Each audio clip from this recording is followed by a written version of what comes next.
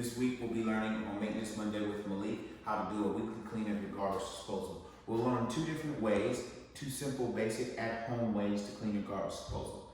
The first typical way is through ice. Get a cup in your home or your cabinet, fill it with ice, drop it down in the disposal per usual. And this is gonna clean it and sharpen your blades. Find your button. That's the first simple way of sharpening the blades and cleaning out the garbage disposal in your home.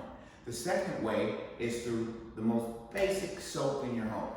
All you do with your soap in your home is pour down while you have your water running. You'll see the bubbles form and do what it does best. You'll let it run. And to know when it's cleaned and everything is cleared out, you'll hear it run very smoothly. And that's it on Maintenance Monday with Malik.